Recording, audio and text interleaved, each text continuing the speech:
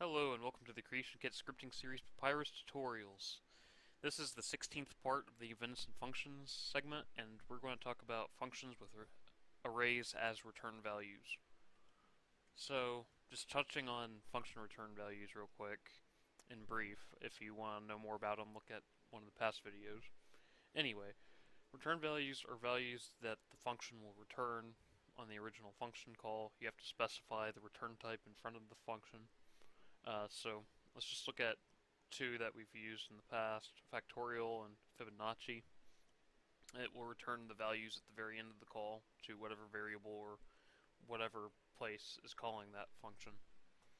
So arrays as return values, they function exactly the same as other return value functions, except you're going to give it an array instead of just like a type or an object. So how do you specify an array return type? You give it the type, like integer, boolean. You can do actors and such as well, other objects, and do the square brackets like we have been seeing for the creation of array. Then you give it the function name, function, then you give it the function name, and then you do all the parameters and such within there. So why would you use these? Well, it can be useful for many other different topics.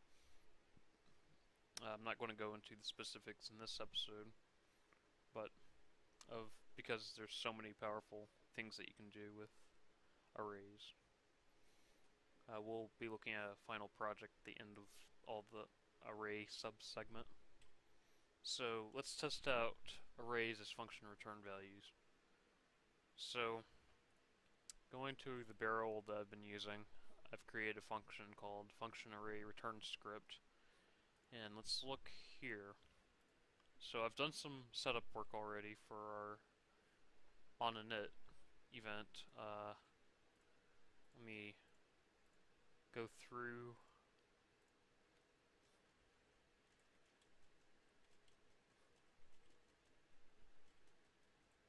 So we have an array of 10 integers.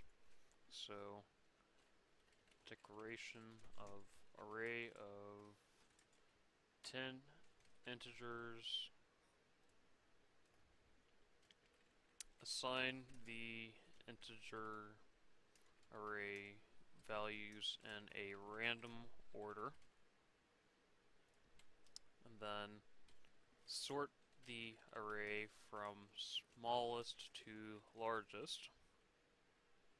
That's the function that we're going to be doing in this episode. And this is the debug message boxes for the order of the array. I don't think all of them will display in game, but we'll get a pretty good idea in the end. So let's get started on this. Due to how complex this is, sorting, I'm not going to do this completely from scratch. So let's go up here in this little cheat file I have, and let's specify our function block.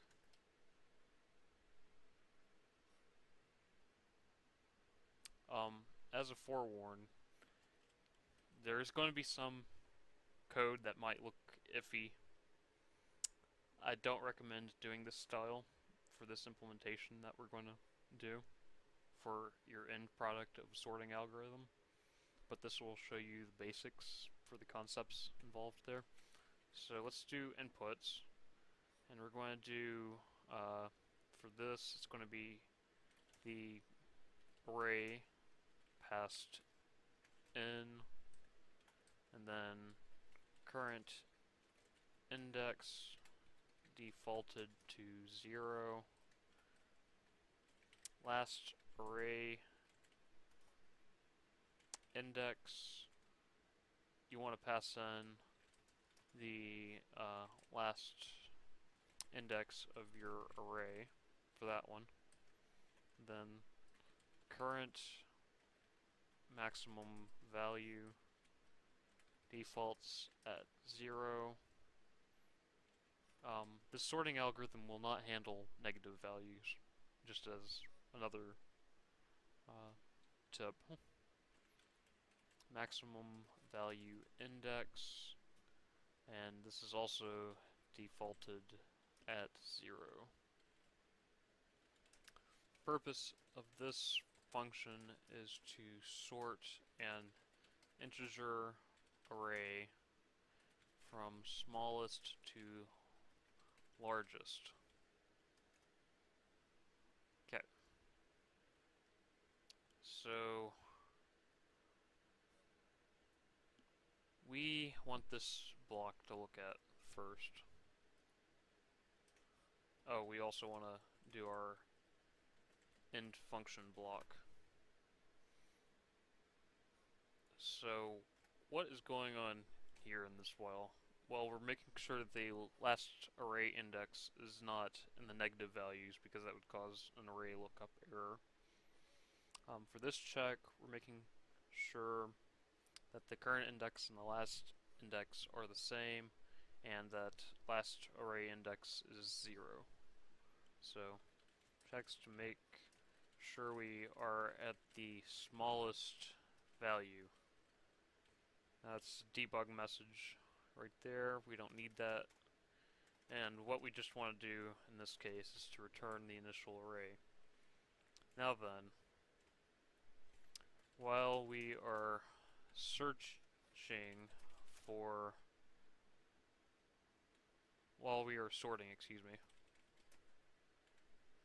all other indexes,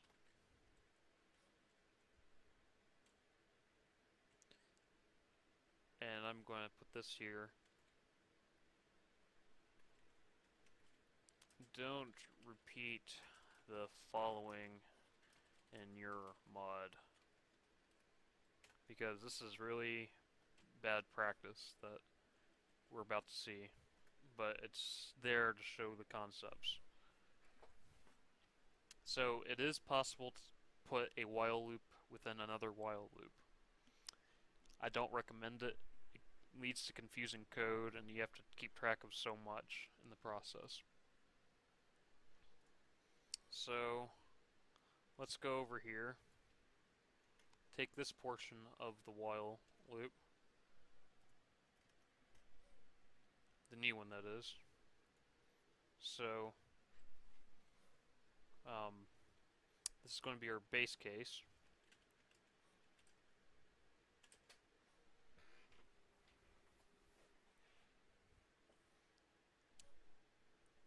We want to see if the current index is the last array index, and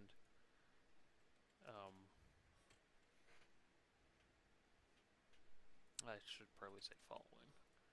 Anyway, checks to make sure that the array indexes are in proper bounds. So in this case, what we want to do is first check if our array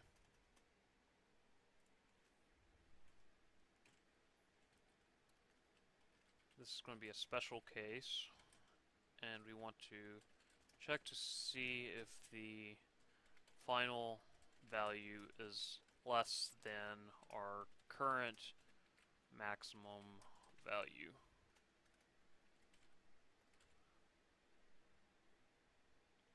So what we do after we do that, assign the maximum value and the last value to temporary variables.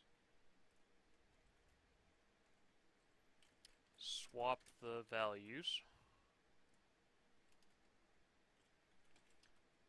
Increase our index so the while loop, the nested while loop, will exit, because this is a nested while loop that we're in right now. And then we want to reset the maximum value. else, what do we want to do in the else case? Okay, so we just want to increase the index so the nested while loop will exit. And this is done by current index plus equals 1. And then we want to do the next step is reset the maximum value, current max value equals 0, and maximum value index will equal 1.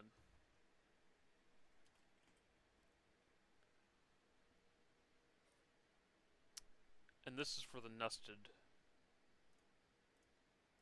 if within the check for our special case. No. Okay, so the first if is our base case here, then we have the special case, and then we want to specify here special case 2,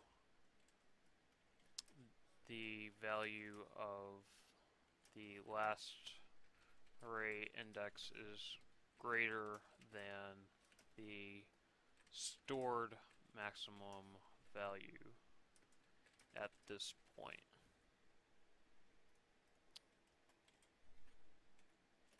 And that ends the nested block. So, want to go to here and do we have...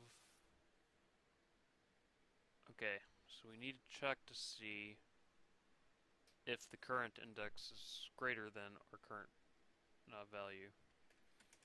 So, case, check to see if current index stored value is greater than current maximum value. So we want to do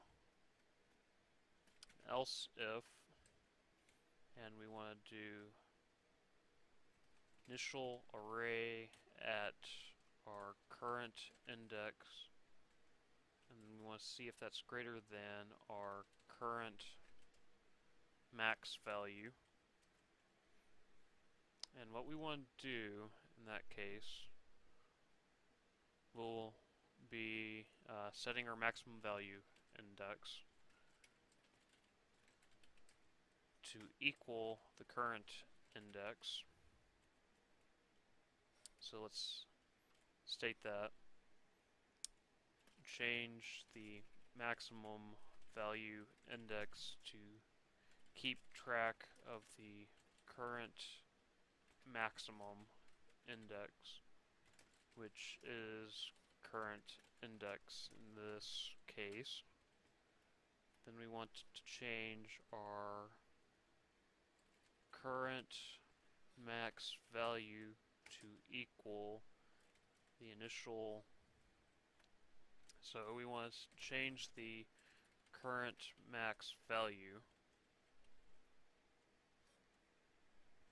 in conjunction with the index change, and it's going to equal the initial array at current index, and then we want to increase the current index. So it's going to be current index plus equals 1.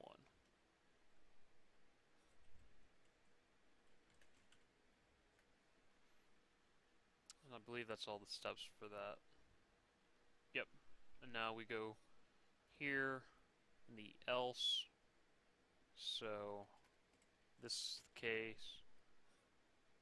All other cases for this iteration, since current index is less than max value at the moment. So in this case, we will just want to go and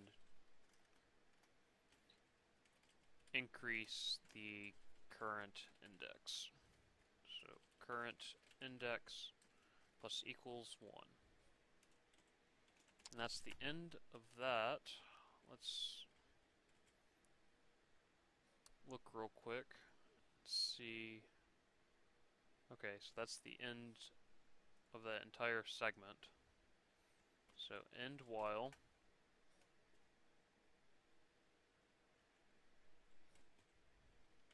end if.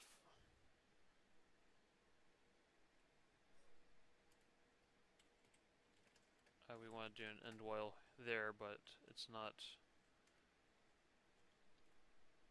our final steps. So the final steps of this iteration will be change current index back to 0 for next iteration. So current index will equal 0. Change the last array index so the current maximum value is not overwritten and we get closer to the ending condition. So last array index minus equals 1. And I believe that's it. So there's that nasty function. There.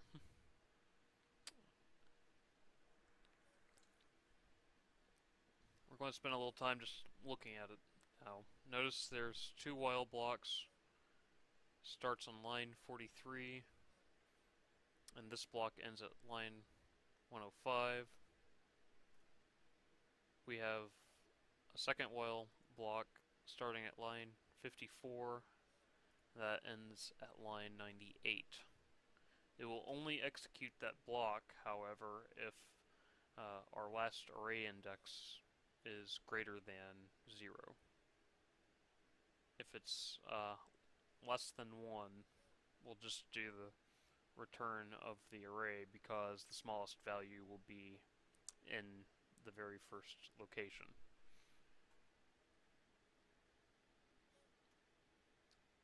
So this while loop with an array of size 10, it will execute the main while loop 10 times because that's you're going from 9 to 0. And then the nested while loop will execute more times than that. So you'll go on the first pass whenever last array index is 9, it'll go from 0 to 9. Then when last array index decreases, it goes from 0 to 8, 0 to 7, 0 to 6, so on and so forth. So you're actually running this loop quite a few times. It's highly inefficient. In the programming space, they call it a n squared, I believe. I haven't exactly examined it to that detail, but I believe that's what it is for this case. So let's make sure this compiles properly and that nothing's misspelled or whatever. Okay, it compiles properly. I will see everybody in game in a moment so we can test it out.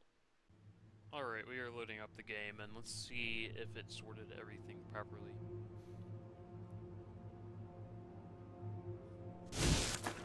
Okay, so the largest value is assigned correctly, or value under it is assigned correctly, value 2 levels below is assigned correctly, and it looks like it's assigned everything correctly, so the sorting algorithm is good, although it might be inefficient.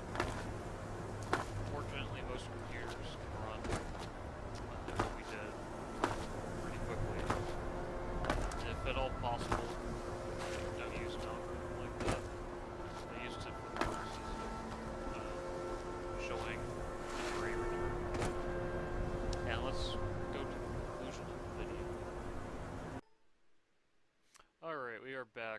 And that is it for this video. We went over something pretty complex to show off an array return. It was the most relevant example, I think, because sorting's one of those common operations you do with a group of data. And you can use sorting for, like, if you have, let's say, a group of companions and you want to sort them by health points or skill points or something like that. You can go through, do a similar process to what we just did, and assign them to a proper ordering. Can do other cool things like that. You can also use it for searching and things like that, but I didn't cover that in this episode. I figured only one major topic would be appropriate. If you have any questions about the content we covered in this episode, feel free to message me on the Nexus or YouTube. Nexus preferably, because I can get to it quicker. If you have questions about future content and past content, as well as just scripting questions in general, feel free to message me. And I will see everybody on the next episode.